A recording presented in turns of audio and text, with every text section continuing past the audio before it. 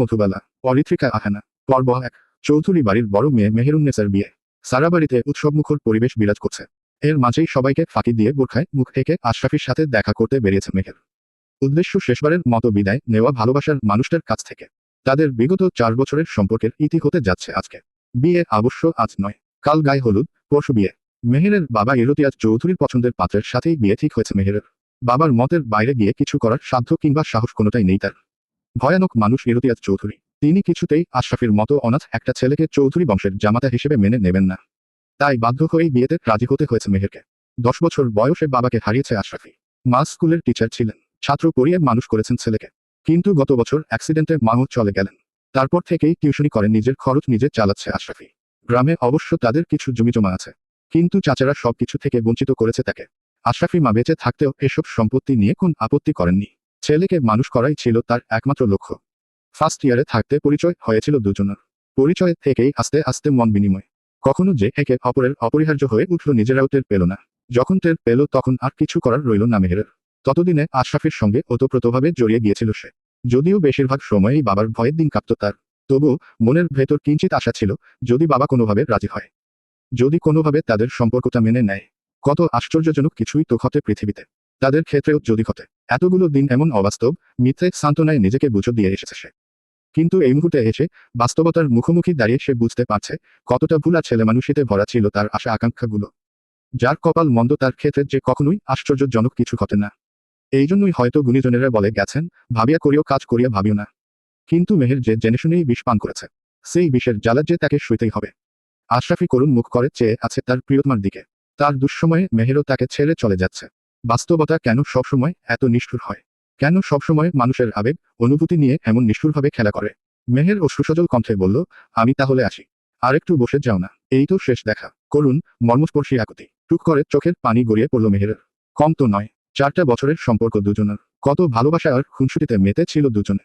কত স্বপ্ন, কত আশা ছিল। আজকে সব বেকার, বিফল। চোখ মুছে বোরকার নেকাব ফেলে দিল মেহের। দীর্ঘশ্বাস ছেড়ে বলল, আসছি। আশরাফির ভেতরটা ভেঙে গুড়িয়ে যাচ্ছে। মেহেরকে সে কোনোভাবেই পালিয়ে যাওয়ার জন্য কনভিন্স করতে পারেনি। মেহেরের এক কথা, দরকার হলে আত্মহত্যা করবে কিন্তু পালাবে না।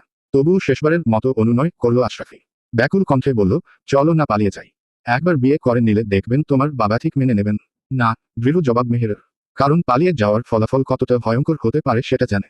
মেহের হয়তো পালিয়ে গিয়ে বেঁচে যাবে ঠিকই, কিন্তু তার মাকে বাঁচতে দেবে ইরতিয়াজ চৌধুরী। এই সমাজে এখনো মেয়ের দোষের বোঝা মাকেই টানতে হয়। তাছাড়া ইরতিয়াজ সাহেব খুবই বদরাগী মানুষ। দুনিয়া উল্টে এদিক ওদিক হয়ে গেলেও তার কথার বাইরে কেউ যেতে পারবে না। যে যাবে সে কেবল একা ভুক্তভোগী হবে না, পরিবারের সবাইকে এর ফল ভোগ করতে হবে। আর সবচেয়ে ভয়ানক পরিণতি হবে মেহেরের মায়ের। তাই তিনি আগেই নিজের মাথায় হাত রেখে মেয়ের কাছ থেকে কথা আদায় করে নিয়েছেন। মায়ের মাথা হাত রেখে প্রতিজ্ঞা করেছে মেহের, বাবার কথার বাইরে যাবে না সে। শুধু মায়ের নয়, তার 10 বছরের ছোট বোন নিগারের মাথাও হাত রেখে প্রতিজ্ঞা করিয়েছেন তার মা জাহানারা বেগম। ইরতিয়াজ চৌধুরীকে জমের মতন ভয় পান তিনি। এই লোকটার অবাধ্য হওয়ার কথা ভুলেও কখনো মাথায় আসেনি তার। অতএব নিরুপায় মেহের, তবুও হাল ছাড়ল না আশরাফি। পুনরায় অনুনয় বিনয় করল, কিন্তু মেহের কিছুতেই পালিয়ে যেতে রাজি নয়। উল্টো আশরাফিকে পরামর্শ দিল সব ভুলে নিজের ক্যারিয়ারের দিকে ফোকাস করার জন্য। এইসব সান্ত্বনামূলক কথাবার্তা শুনে রাগে জ্বলজ্বল করে উঠল আশরাফি তো চোখচোরা। সজোরে টেবিলে বাড়ি মেরে বলল, আমি সব বুঝি। আসলে তোমার বাবার কোন দোষ নেই। তুমি আমাকে বিয়ে করতে রাজি নও। এসব তোমার বাহানা। বড়লোক পাত্র পেয়ে আমাকে ভুলে গিয়েছ। মেহের জবাব দিল না, নিরুত্তর মুখে বসে রইল। সে জানে আশরাফি অতিরিক্ত রাগ থেকেই কথাগুলো বলছে।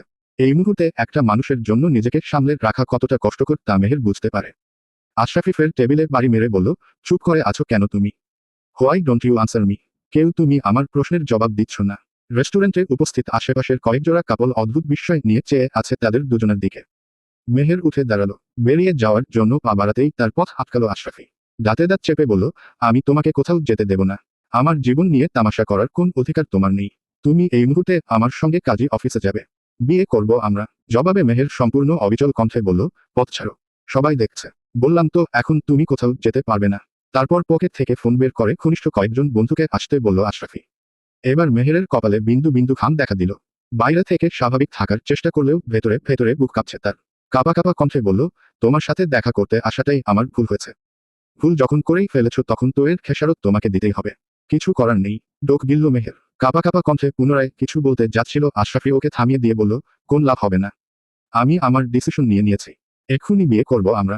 আকস্মিক কেঁদে ফেলল মেহের। কাঁদতে কাঁদতেই বসে পড়ল সে। আশরাফির একটা হাত চেপে ধরে অসহায় কণ্ঠে বলল, দোহাই তোমার, তুমি ওদের আসতে বারণ করে দাও। বাবা আমার মাকে মেরে ফেলবেন। প্লিজ মায়ের কথাটা একবার ভাবো। থমকে গেল আশরাফি। মেহের কি তবে এই জন্য বিয়েতে রাজি হয়েছে? মায়ের জন্য? হ্যাঁ, তা নয় তো কি। আশরাফি জানে মেহের তাকে কতটা ভালোবাসে। কিন্তু মা, যেখানে অন্য সকল শব্দ, সম্পর্ক, ভালোবাসা থেমে যায়। এই কথার জবাবে কি বলবে আশরাফি? সে কি বলবে, তোমার মায়ের কথা বাদ দিয়ে আমার কথা ভাবো? না, আশরাফি কখনোই এই কথাটা বলতে পারবে না। তবুও হতাশা, আত্মগ্লানি, রাগ, ক্ষোভ সব গিয়ে পড়ল মেহেরের ওপর। নিরুপায় হয়ে হাত ছাড়া মেরে সরিয়ে দিল মেহেরকে। দুহাতে নিজের মাথার চুল টেনে ধরল। চোখ মুছে উঠে দাঁড়ালো মেহের। সে জানে এবার আর আশরাফি তাকে আটকাবে না। চোখ বন্ধ করে বর্বর একটা দম নিল আশরাফি। অশ্রুসিক্ত কণ্ঠে বলল, আমি তোমাকে কখনো মাফ করব না মেহের। তুমি জীবনেও সুখী হতে পারবে না। মেহের ফুপিয়ে উঠল। তাকে রেখেই বেরিয়ে গেল আশরাফি। মাথা দিয়ে আগুন বেরোচ্ছে তার। মেহের কেবল নিজের মায়ের কথাই ভাবল। আশরাফি কথাটা একবারও ভাবল না। আশরাফি কি করে থাকবে মেহেরকে ছাড়া? বন্ধুর বাইক নিয়ে এসেছিল সে। রেস্টুরেন্ট থেকে বেরিয়ে বাইক স্টার্ট দিয়ে গতি অস্বাভাবিকভাবে বাড়িয়ে দিল। মনে মনে প্রার্থনা করল এই মুহূর্তেই যেন অ্যাক্সিডেন্ট করে মরে যায়। মেহেরকে যেন সারা জীবন আফসোস করতে হয় তার জন্য। রাত 2টো। নিজের ঘরে বাতি নিভিয়ে শুয়ে আছে মেহের। বুকের ভেতর তীব্র যন্ত্রণা হচ্ছে তার। মনটা কুঁদাচ্ছে। আশরাফির জন্য ছটফট করছে। সে ঠিক আছে তো? আশরাফির করুণ মুখটা বারবার চোখের সামনে ভেসে উঠছে তার। ফোন করে বলতে ইচ্ছে করছে, চলো পালিয়ে যাই। কিন্তু আফসোস কিছুই করার নেই তার। দুহাতে মুখ চেপে ধরে অস্ফুট স্বরে ঘুমিয়ে উঠল সে। চোখ জ্বালা করছে। এই কয়দিনে এত কেঁদেছে যে এখন চোখে পানি এলেই চোখ জ্বালা করে। ফোন বের করে আশরাফির নাম্বারে ডায়াল করলো। দুবার রিং হওয়ার পর রিসিভ করলো আশরাফি। সে হ্যালো বলতেই মেহের বুক থেকে পাথর নেমে গেল। আশরাফি ঠিক আছে। চোখের পানি মুছে গলাটা স্বাভাবিক রাখার চেষ্টা করে বলল, ঘুমাওনি? না। এত রাত জেগে কি করছো? প্ল্যান করছি। কিসের প্ল্যান? তোমাকে খুন করার। তুমি আমার সাথে যা করেছো এরপরে তোমাকে ছেড়ে দিলে আমার ভালোবাসার অপমান হবে। এত কষ্টের মাঝেও হাসি পেয়ে গেল মেহেরের। মেহের তো এমনিতেই মরে গেছে। তাকে আর কি মারবে আশরাফি? দীর্ঘশ্বাস ছাড়ল সে। অথচ সে জানে না আশরাফি তখন আঘাতে আঘাতে কতটা বিকৃত। বাস্তবে কি তাকে খুন করার প্ল্যান করছিল আশরাফি? হ্যাঁ, মেহেরকে খুন করে তারপর নিজে মরবে সে। রাতের অন্ধকার, তীব্র হতাশায় নানারকম উল্টোপাল্টা চিন্তাভাবনা মাথায় আসছে তার। তীব্র যন্ত্রণায় জর্জরিত মেহের কিঞ্চিত ঠাট্টার সুরে বলল, সত্যিই মারতে চাও? থমকে গেল আশরাফি। নিমিষেই চুপসে গেল এতক্ষণের ফুলতে থাকা প্রতিশোধের বেলুনটা। মেহের, যাকে সে নিজের চাইতে বেশি ভালোবাসে, তাকে আঘাত করার কথা কেবল কল্পনাতেই ভাবা যায়, বাস্তবে নয়। হতাশা, ক্ষোভ, তীব্র যন্ত্রণায় বুকের ভেতরটা আবারও ক্ষতবিক্ষত হয়ে গেল। মেহেরের প্রশ্নের জবাব না দিয়ে রাগে ফোন কেটে দিল সে। এই মুহূর্তে সমস্ত পৃথিবী অলটপালট করে দিতে ইচ্ছে করছে তার। ভেঙ্গে গুড়িয়ে দিতে মন চাইছে সবকিছু। ডট ডট ডট চলবে।